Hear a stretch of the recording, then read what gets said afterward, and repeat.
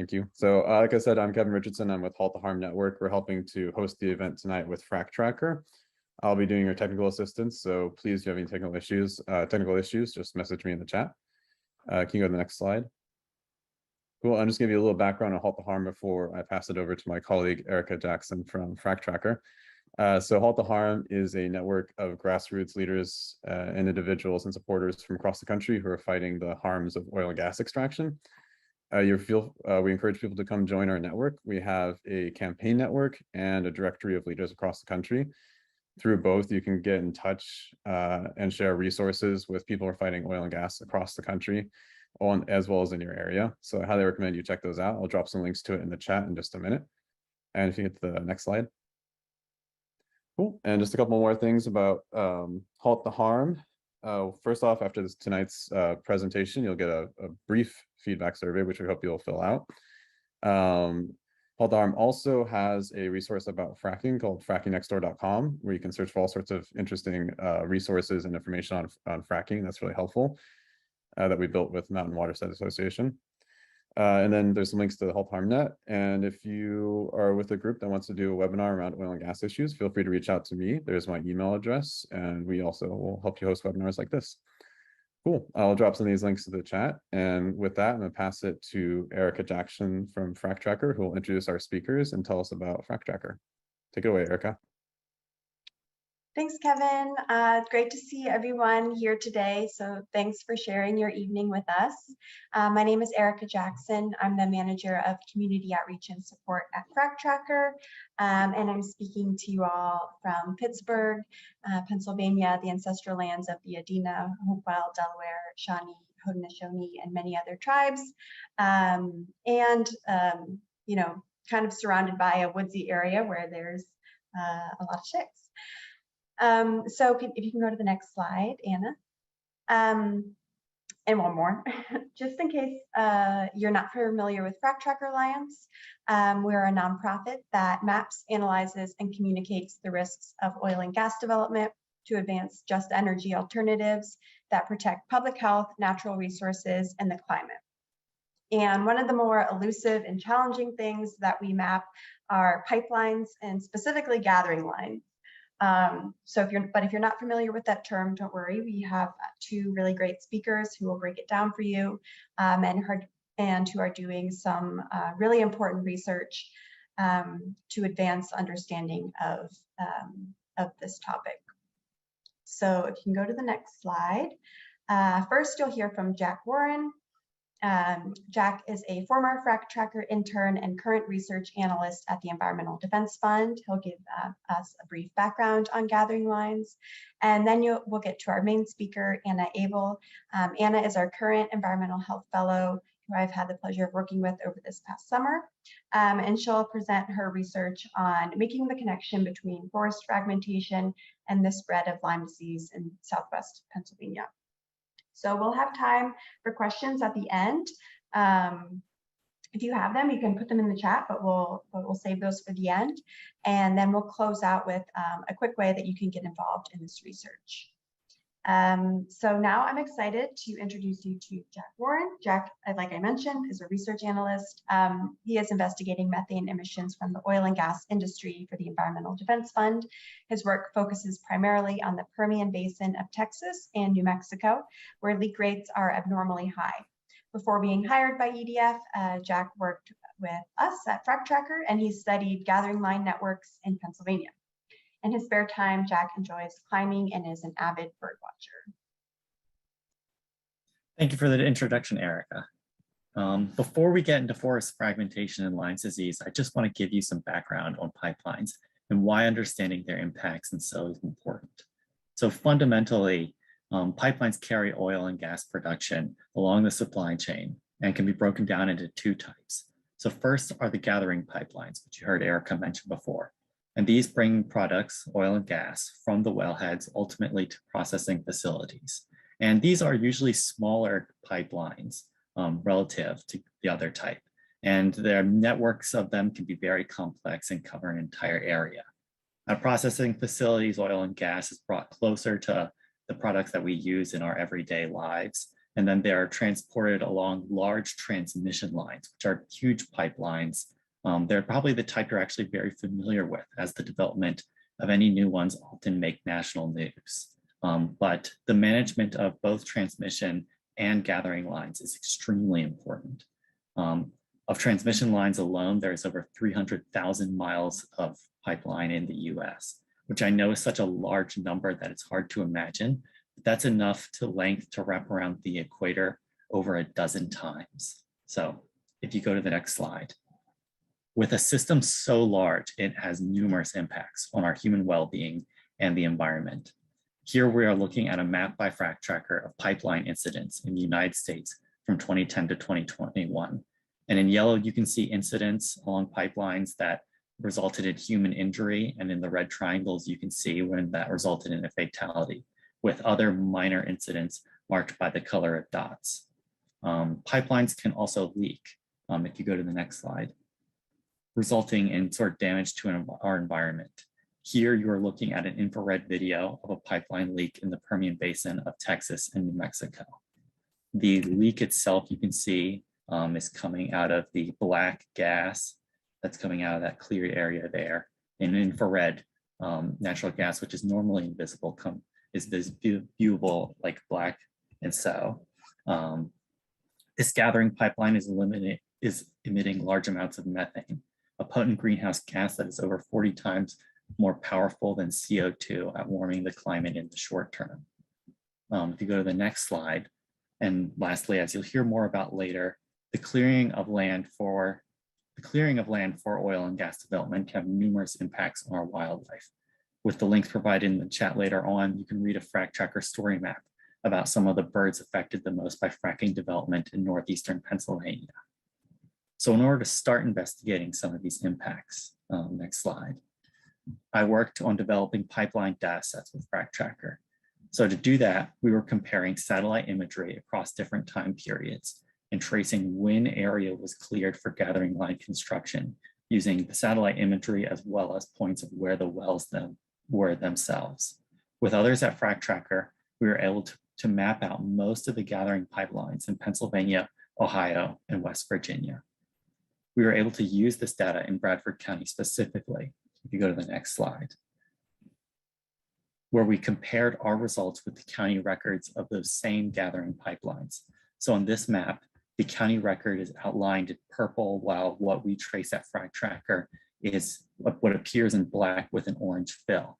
And at this scale of the map, it appears that, roughly the county record versus what we saw actually in the ground is about the same. Maybe there's just a minor difference due to the projection or overlaying the different data sets. But if you go to the next slide where we zoom in, and you can really see here where the trace is coming out in orange and that county record is in purple, you can see that from the trace data sets, there are entire lengths of pipelines and intersections that just aren't in the county record at all. And so what we concluded was that the disparities in these data qualities ultimately leaves the communities unprepared to manage the impacts of oil and gas development. And hopefully in building out these public data sets, we hope to enable research to better understand these impacts. Following that theme, you'll be hearing from Anna Abel. Anna is a graduate student in George Mason University, working on her Master's of Public Health. She has experience in GIS and creating data visualizations and researching social issues. Prior to her internship, she worked at a research group at George Mason University, analyzing health workforce supply and demand data to create user-friendly data visualization tools. Like many at FracTracker, and myself included, she enjoys spending time outdoors and hanging out with their cats. And so with that, I'll hand it over to Anna for her to talk about Lyme disease. Thank you, Jack, for that introduction. Hi, everyone. My name is Anna, and I have been working as the Environmental Health Fellow at FracTracker for the past 3 months on the project that I am presenting today on the relationship between Lyme disease and pipeline right-of-ways in southwestern Pennsylvania. But before getting into some of my research methods, I'm going to share some background information to help you all understand how these two things could be connected.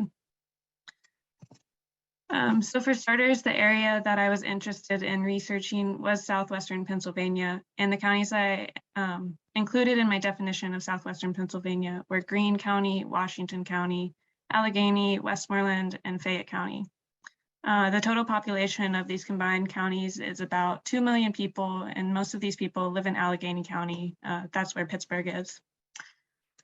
And a lot of you might already know this if you're familiar with FracTracker's work, but in the early 2000s, hydraulic fracturing, also known as fracking, became a popular method of oil and gas extraction because it allowed access to products that were otherwise difficult to reach with traditional drilling methods. So as you can see from this graph, conventional wells were already being built in southwestern Pennsylvania before the early 2000s and peaked around 2005 to 2009 before quickly dropping off, whereas unconventional wells didn't start being constructed until 2005 to 2009, and then they steadily increased before seeing a slight decrease from 2015 and 2019. So these wells are oftentimes built in forested areas, and it's estimated that each well can take up to 30 acres of land, including all of the additional infrastructure needed for each well. So this includes pipeline footprints, which require a 50 to 100 foot width right-of-way be cleared for the entire length of each pipeline. So here are just some images where you can see how oil and gas infrastructure cuts through forests. And then I used the National Land Cover Database raster files from the US Geological Survey from the years 2001 and 2019 to calculate the difference in forest cover between those 2 years. And I found that 31% of the total forest loss in Pennsylvania was located in southwestern Pennsylvania. Considering that southwestern Pennsylvania only accounted for about 9% of the total forest cover in all of Pennsylvania in 2001, this is a rather extreme amount of forest loss for the area over this period of time. Additionally, several studies done by the US Geological Survey on the increase in forest fragments in Pennsylvania counties found that approximately 67% of new forest fragments in southwestern Pennsylvania from the years 2001 to 2010 could be attributed to natural gas development. Forest fragmentation is an important concern because of the impact that it has on biodiversity and species distribution. It can limit species by decreasing their habitat size, increasing exposure of some species to predators, and by increasing the spread of invasives. One example of a species that has been negatively impacted by oil and gas infrastructure is the woodland caribou in Canada. Due to the increase in infrastructure in their habitat, the species has been pushed to higher elevations where the climate is tougher, and this has caused survival rates to decrease. And as Jack mentioned earlier, another species that could be negatively impacted by oil and gas infrastructure in forested areas is the cerulean warbler and other forest interior birds. These birds experience habitat loss when clearings for wells and pipelines are made, while other birds that are habitat generalists are able to outcompete forest interior birds because they are less affected by these new forest clearings. So now I'm going to share a little background information about Lyme disease. Lyme disease was originally discovered in Lyme, Connecticut in the 1970s, and it was mainly concentrated along the northeastern coast, but it has since spread west and down through the mid-Atlantic. In Pennsylvania, Lyme disease was mainly concentrated in southeastern Pennsylvania at the beginning of the century, but it has since spread to every county of the state. And two of the biggest factors believed to be contributing to the spread of Lyme disease are forest fragmentation and climate change. So in terms of what Lyme disease actually is, the disease is caused by the bacterium Borrelia burgdorferi. and species such as the white-footed mouse act as reservoirs for this bacterium. Black-legged ticks are the species that actually transmit Lyme disease to humans through a blood meal. Black-legged ticks take blood meals during 3 stages of their life cycle, so they could feed on a species that has the bacterium at an early stage in their life cycle, and then at a later stage, they could feed on a human and transmit Lyme disease to them. And in terms of how the spread of Lyme disease relates to forest fragmentation, white-footed mice, which are a common host for black-legged ticks, have been found to outcompete other small mammals when their habitat size is reduced. And additionally, the white-tailed deer, another common host for black-legged ticks, have been found to prefer grazing along forest edge environments. So the most common or most recognizable symptom of Lyme disease is the erythema migrans rash, which is like a bullseye-shaped red rash around the infected site. And other symptoms can include muscle aches and fever, along with a whole list of other symptoms, which if you're interested, you can find that on the CDC website. Additionally, some people do experience more intense delayed symptoms. These can include facial palsy, arthritis, and swelling, among other delayed symptoms. Luckily, Lyme disease is treatable by oral antibiotics, but it is possible to experience something called post-treatment Lyme disease syndrome, where a person still experiences symptoms for several months after treatment.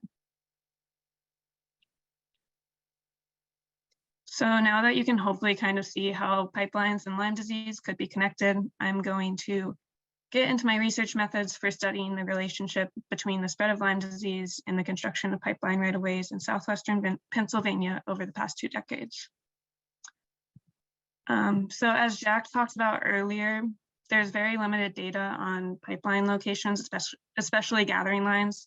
And there's also very limited data on when exactly these pipelines were constructed. Because of this, it's very hard to actually study how changes in Lyme disease rates over time could be related to the construction of pipelines over time. So in order to do this, I came up with a couple of proxies for pipeline construction.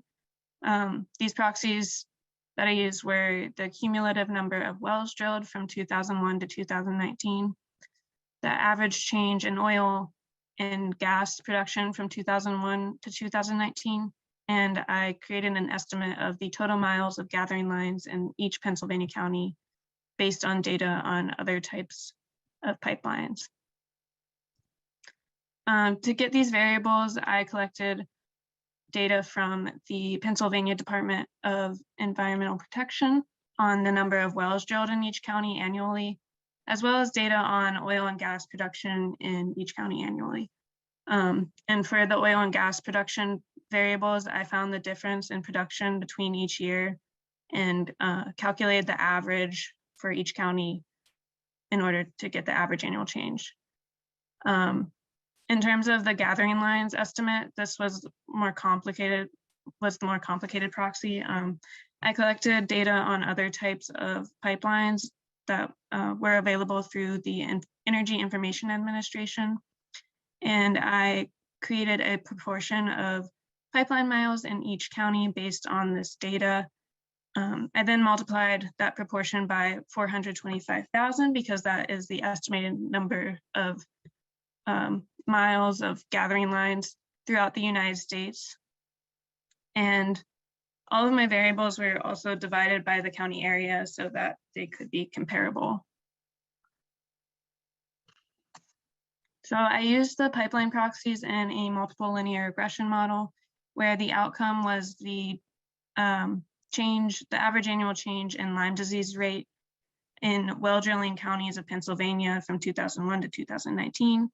And the exposure variables were the pipeline proxies, along with, I included a couple covariates, which were the change in forest cover, change in forest edge, and average annual change in population, all from 2001 to 2019.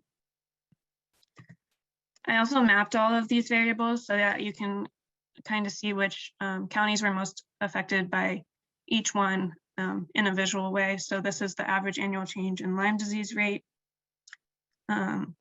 This is the cumulative number of wells drilled.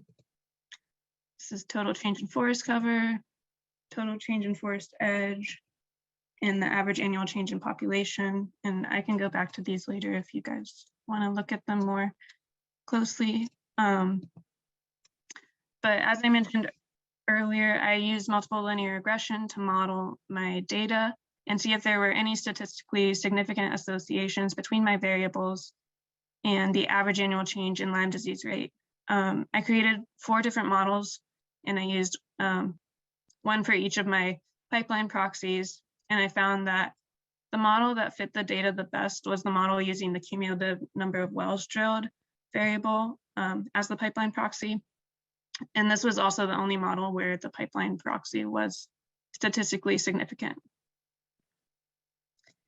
And if you don't have a lot of statistics background, that's okay. I'm just gonna run through a couple of terms to help you understand exactly what the model is basically saying. So the intercept estimate basically represents the average annual change in Lyme disease rate when all of the exposure variables are equal to 0.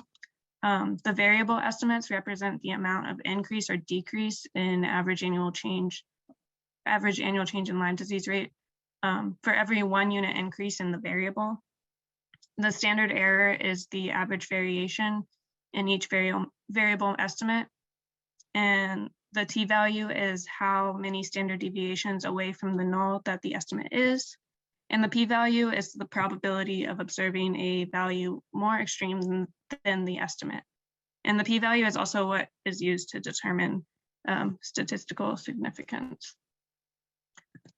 So for example, for every 1 unit increase in cumulative number of wells drilled, the average annual change in Lyme disease rate increased by 0.4284.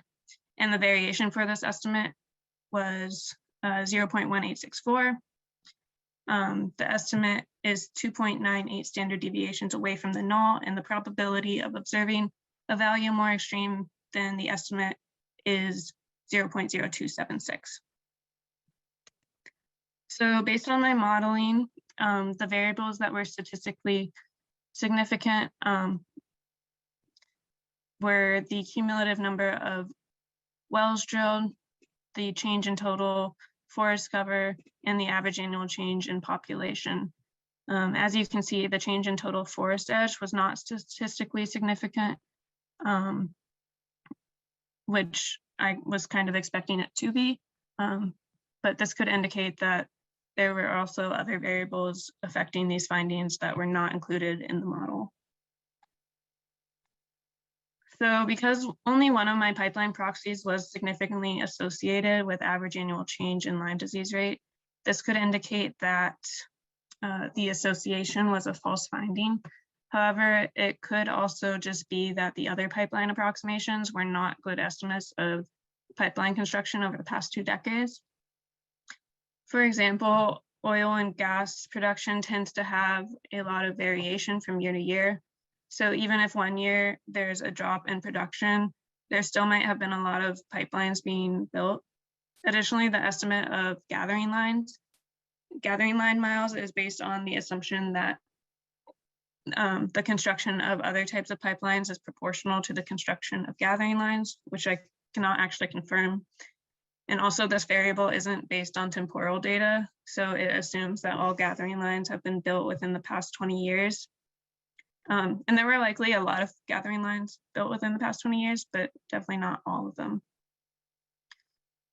So based on this information, the cumulative number of wells drilled was likely the best approximation for the construction of pipelines. Also, the significant findings for this variable could indicate that not only pipeline right-of-ways, but also well pad infrastructure in general could contribute to the spread of Lyme disease. There are some limitations to these findings.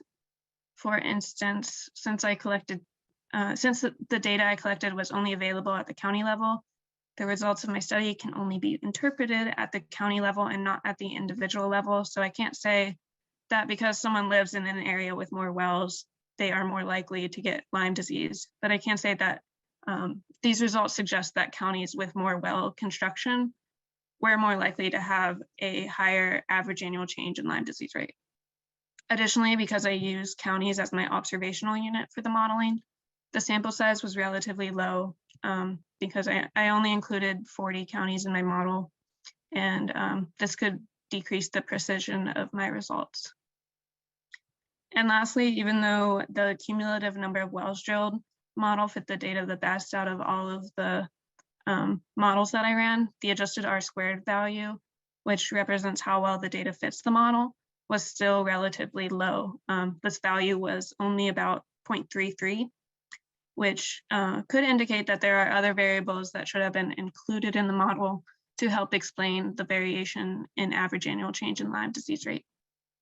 For example, including data on the annual change in temperature in each county would have probably been a good variable to include, because other studies have found that the spread of Lyme disease is associated with climate change. However, I did not have this data, so I couldn't include it in my model.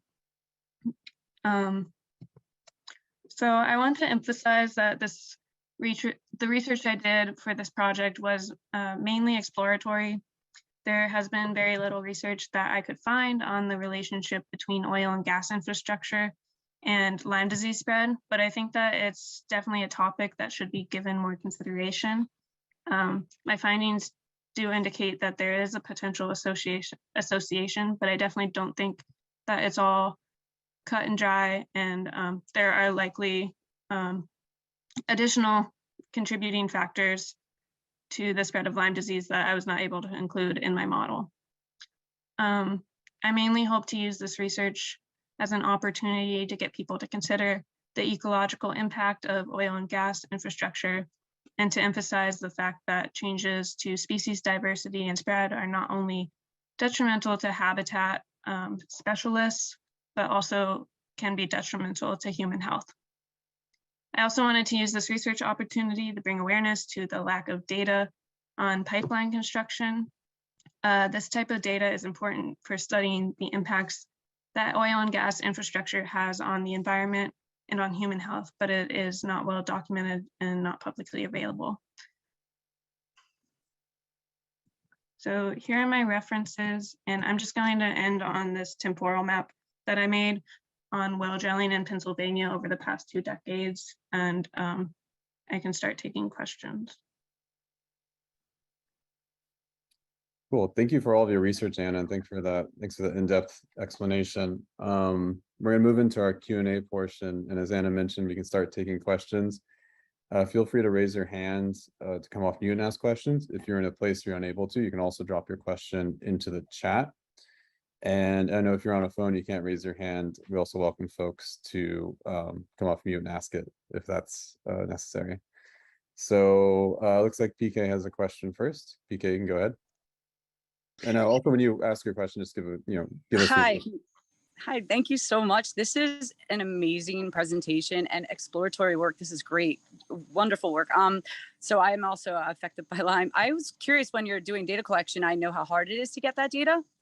And one thing I found is I've asked my veterinarian what's coming on, like what kind of co-infections and what they're seeing out there before the doctors hardly know. Lyme is there's a lot of Lyme illiteracy out there.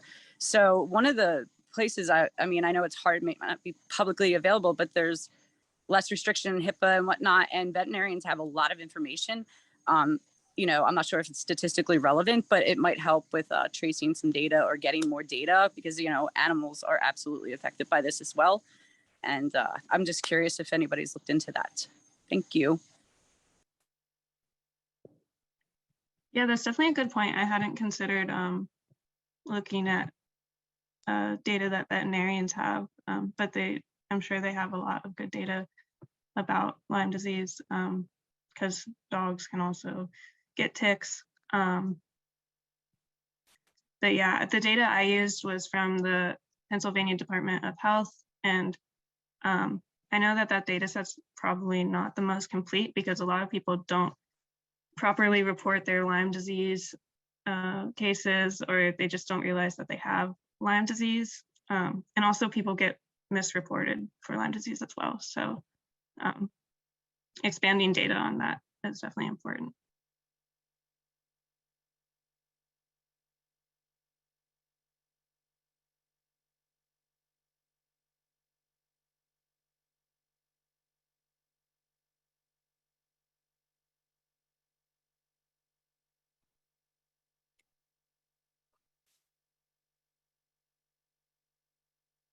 Cool, thank you for that question, PK. One question I also want to throw out there is, well, not more so much a question, but I was wondering if you could speak a little bit more about the kind of relationship between Lyme disease and climate change, because that's sort of an indirect connection to oil and gas here, and something you spoke a little bit about at the end. Yeah, so I think that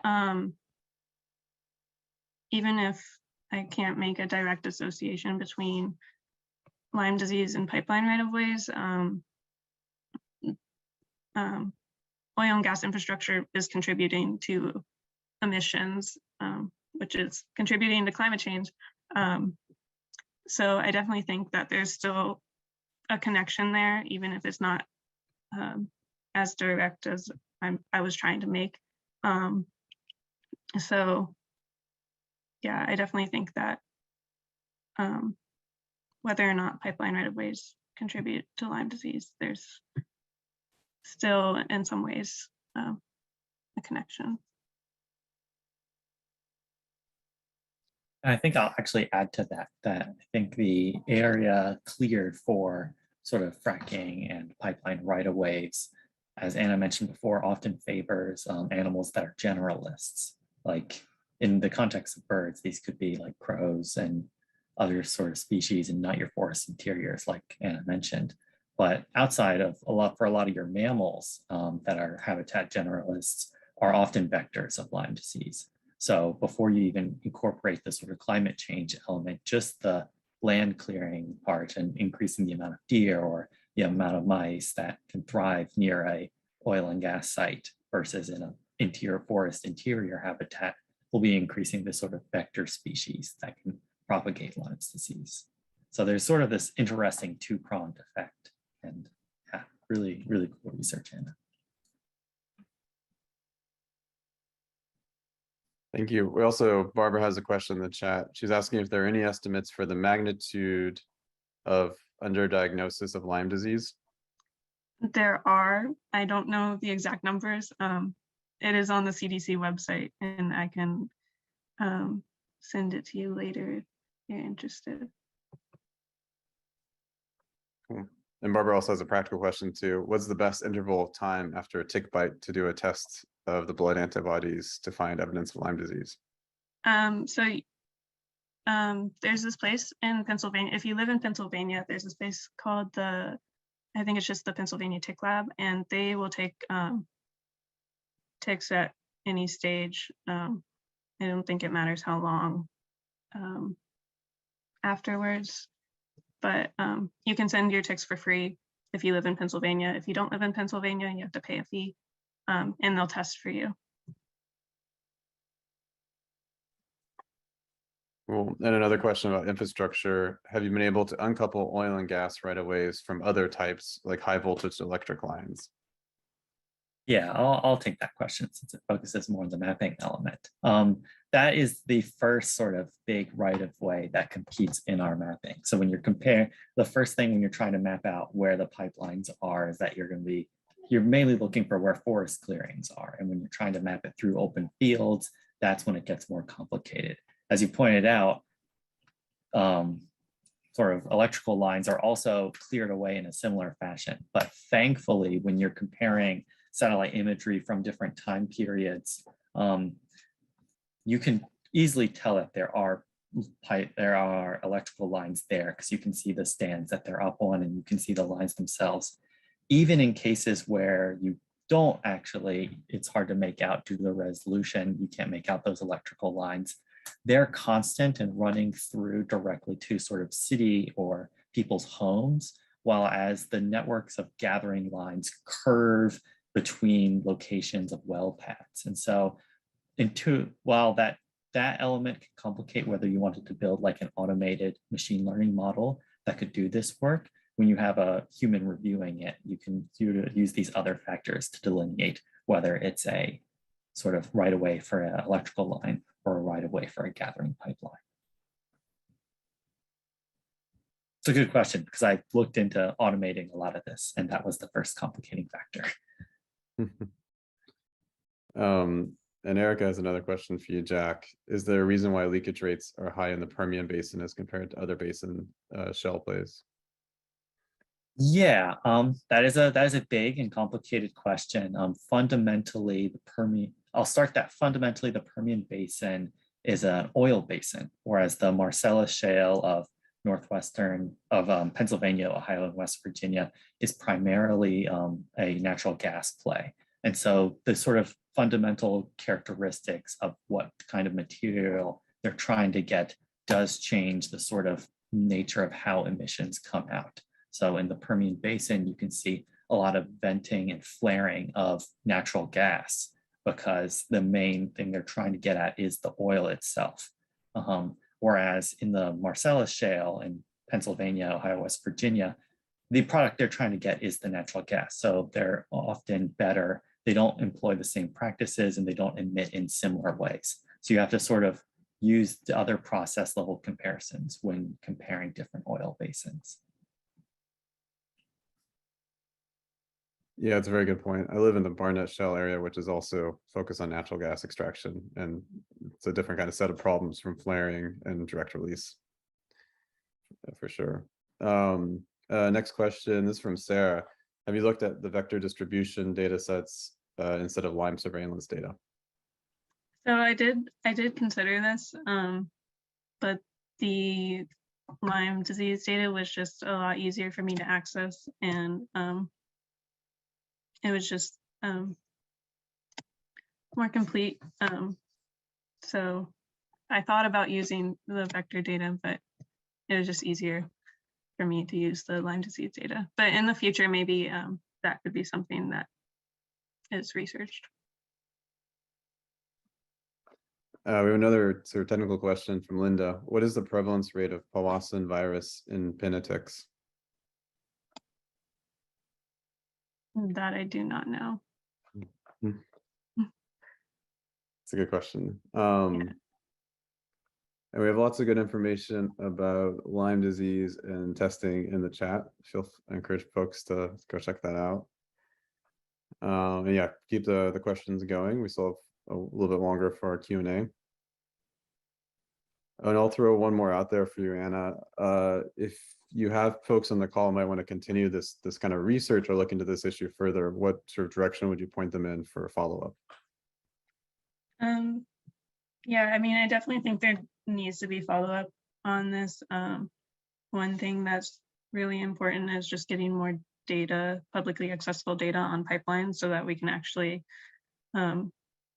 see this relationship directly, because I don't think the proxies do a good enough job at that. And then also, one of the things that I had hoped to do as part of my research was to go out and collect ticks and get them tested for Lyme disease. But because of the time frame in the life cycle of ticks, it wasn't going to be possible.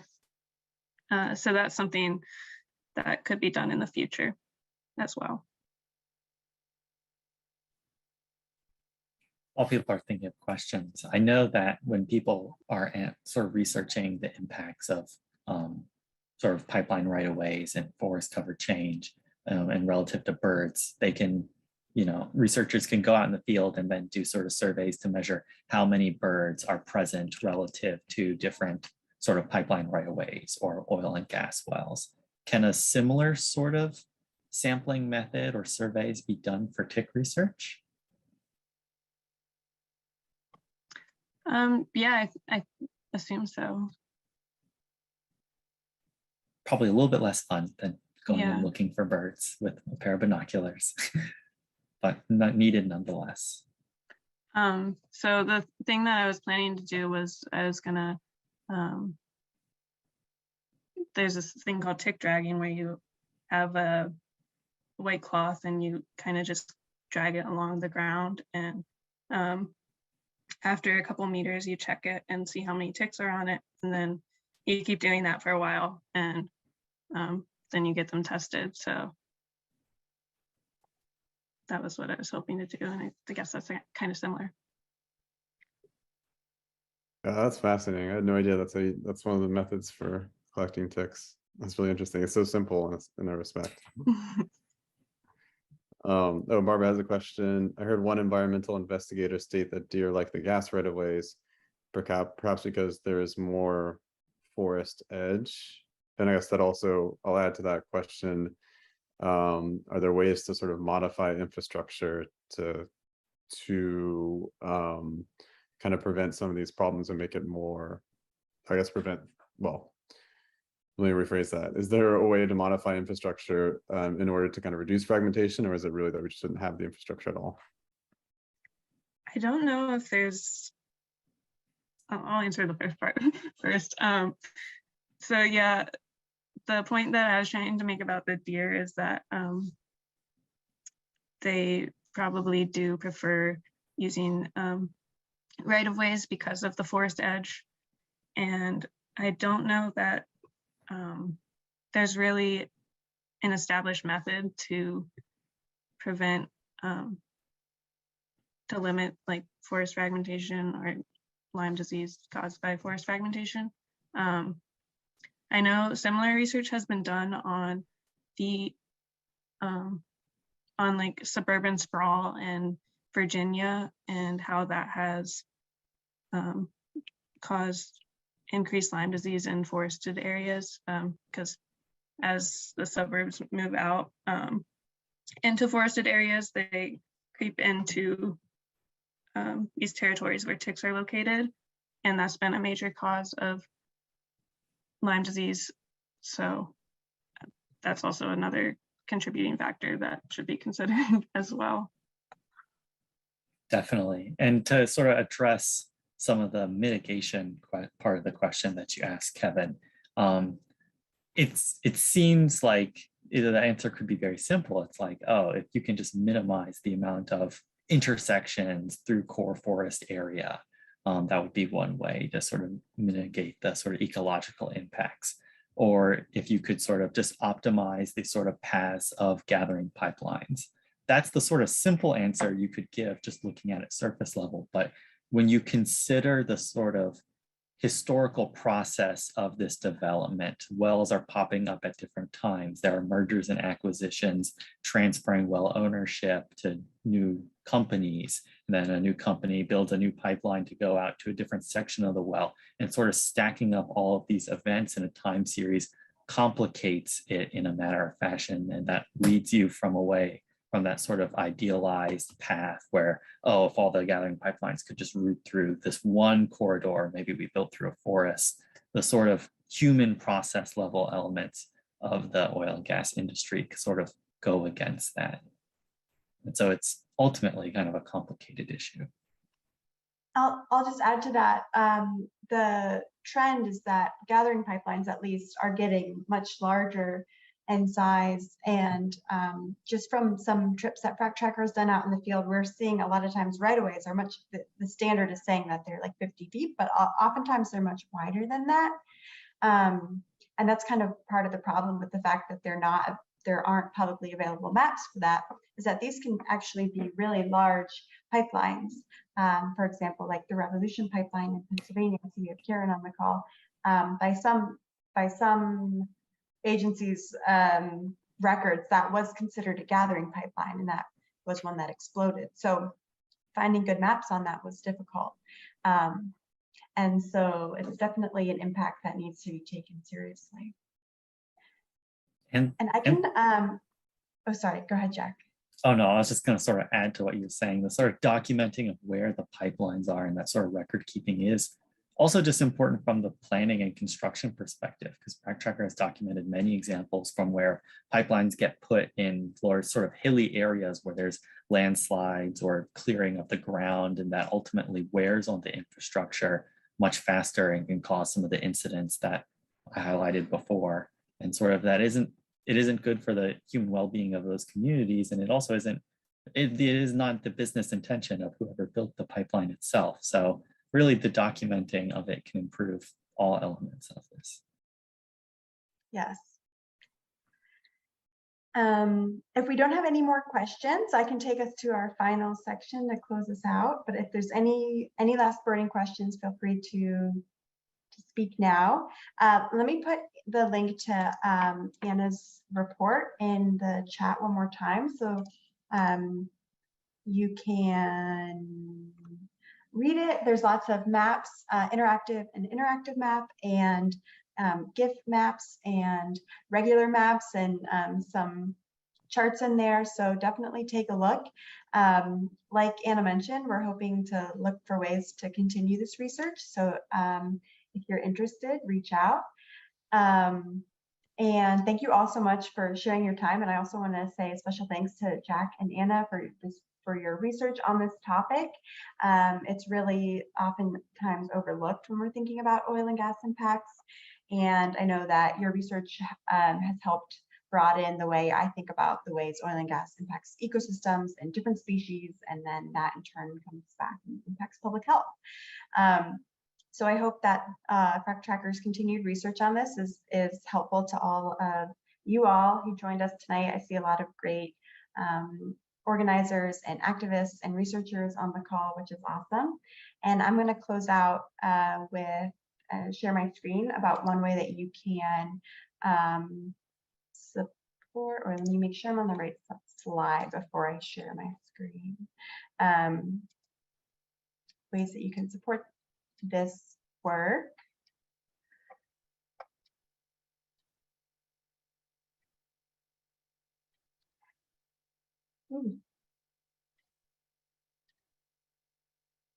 So we are able to crowdsource mapping data through our mobile app. The app is free on Google Play and the App Store. It's available in English and Spanish, and it has two main components. So one is a map of wells and pipelines and compressor stations and processing stations that you can use if you're out in the field and or out in your neighborhood and want to see what's around you.